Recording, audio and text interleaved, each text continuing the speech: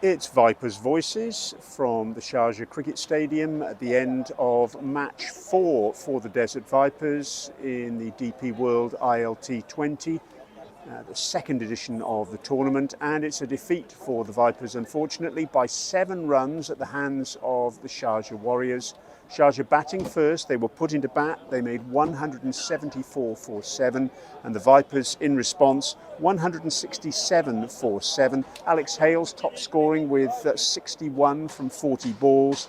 Azam Khan made 35 in 22 deliveries, but in the end it wasn't quite enough to get the side over the line. With me is Luke Wood. Luke, thanks very much for being with us. Your first game of the tournament for the Vipers this season. That's right. And you ended up with 3 wickets. You were probably the pick of the attack. No, I mean Haas bowled well as well. So I think it was nice to get a run out. Obviously, very competitive for spots that we've got going at the moment. Obviously, a lot of players. So no, it was nice to get out there and put on a performance. Luke, a real sense of frustration, I guess, with a game that got away from you in the end. Yeah, I think it's difficult to take. I think we were in control for periods, and then they sort of wrestled it back, and it kind of flowed a little bit. But obviously disappointed to lose. Obviously quite a close game, and it'd have been nice for us to sort of finish the week with a win, but it wasn't to be. It was a remarkable start to the match, wasn't it? Because a couple of quick wickets, dropped catch or two, and then all of a sudden Sharjah just went absolutely ballistic. Yeah, I mean, I think that bouncer woke Pepsi up for a bit, but no, I mean, T20 cricket is what it is. Obviously, we probably bowled well in patches, probably not quite put on sort of a good display the whole way through. I mean, when we sort of bowled well, we seemed to take wickets in clusters, but then there was obviously quite dry patches, which obviously they put together some partnerships. Tom played well and Gupta played well. So yeah, I think it's difficult, but I think we probably could have been a bit more on the ball maybe, but yeah. From your perspective, you seem to click straight away. As I've mentioned, it's your first game of the tournament, but the rhythm was there straight away. And as you mentioned, Tom Kohler-Cadmore knows all about how quick you are because Yeah. you caught him right between the eyes. Yeah, I mean, obviously having not played yet, but I mean, my rhythms felt good in training.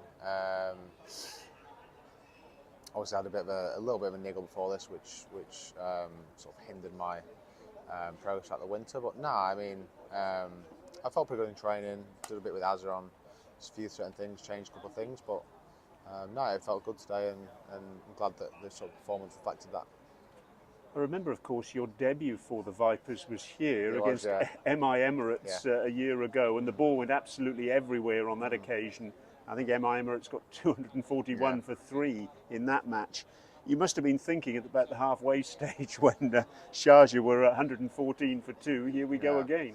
Yeah, I know. Obviously, last year that game in particular can get away from you very quickly. Obviously, short boundaries, a bit different to Abu Dhabi and Dubai. But also, like, the wicket is also can be quite different here compared to the rest. I remember last year it kept quite low, and I think that we saw that more in the second innings. Obviously, I know it's been relayed, but I sort of felt that when we bowled, didn't probably grip as much and bounce a bit more than the new ball, whereas I felt like when they bowled, it kind of kept a bit low and looked a bit harder to score. So, in credit to our lads who played well. You must have been absolutely delighted at the halfway stage because 174 for 7. Yeah.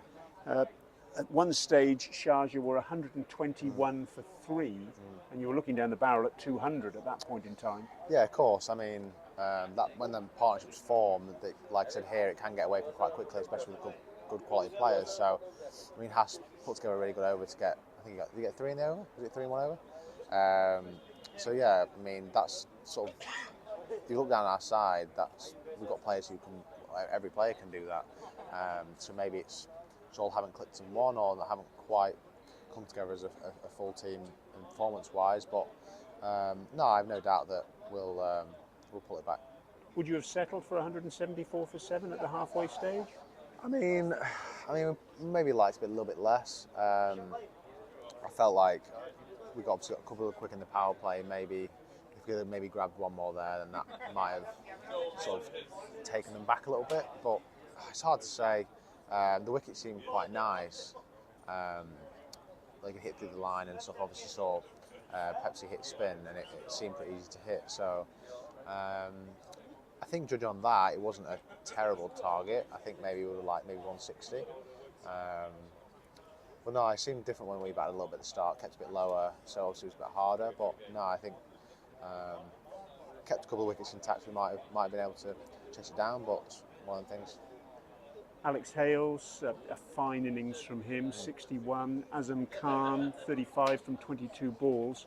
Were you confident most of the way through that chase that you thought the Vipers would get across the line? I mean, not after the second ball, but no, I mean, when you've got quality players the whole way down the list, I mean, you've got Shadow. I think Shadow was batting at 8.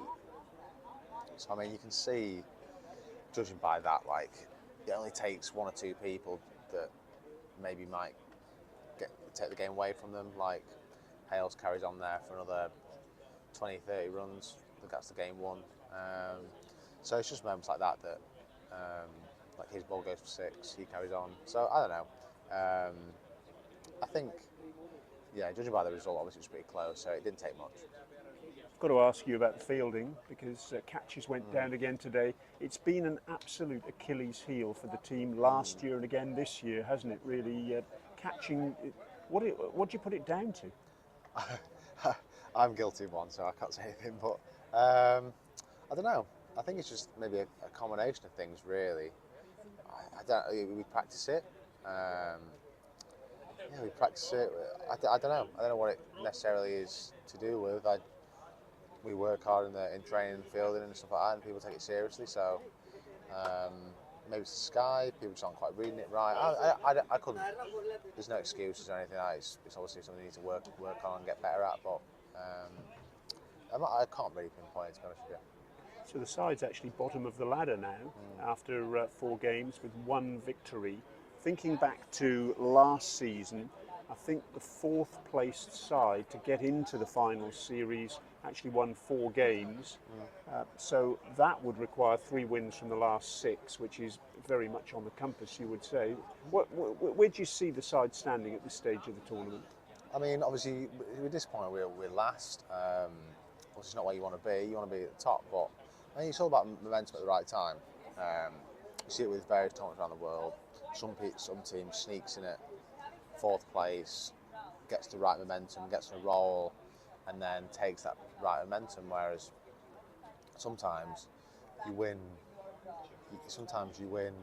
all your group games, and you might lose a couple towards the back end because you get a bit not complacent, but you're already through and you change the team, whatever, and you can lose a bit of that momentum. So I think it's all about winning at the right time. If we can put together some performances in these last 6 games, because we're not even halfway through yet, so a lot can change. And if we can put that together and sneak through, get a bit of momentum, there's no reason why we can't. And of course, it's a very intense schedule at the moment. A game on Saturday, a game on Sunday, another one on Tuesday, another one on Thursday, another one on Saturday. Yeah. They come thick and fast, don't they? Yeah, I think by the end of next week we'll have 8 games on out of the thingy, so we'll know where we stand. We know this is an important week, so just take it game by game. Take it game by game, see how the results reflect where we're on the table, put together a couple of wins, and no doubt we'll be mid-table to maybe 3rd. Who knows how it'll go, but I think we've just got to concentrate on the next game, and that's what we can really focus on. And are you detecting that the sides are closer together this season compared to last season? Because every side's lost at least 1 game. It is very tight, the table. A couple of wins and all of a sudden you can shoot out, can't you? Yeah, I mean, if you look at the results, there's actually been quite a lot of... everyone's kind of beating everyone. It's not really one team that's running away with it, which is good because you want kind of all be close. And obviously you're competing for the same 4 spots. So, yeah, I think we've got a good side as anybody. and it only takes a couple of wins for you to bounce back up the leaderboard and then pick up a bit of momentum going forward. Luke, thank you very much indeed for your time. So that's the news down here in the dugout at the Sharjah Cricket Stadium. The Desert Vipers going down by 7 runs to the Sharjah Warriors, and not much time between this game and the next. The next game for the Desert Vipers is on Tuesday, and of course we'll be back with all the reaction to that game here on Vipers Voices.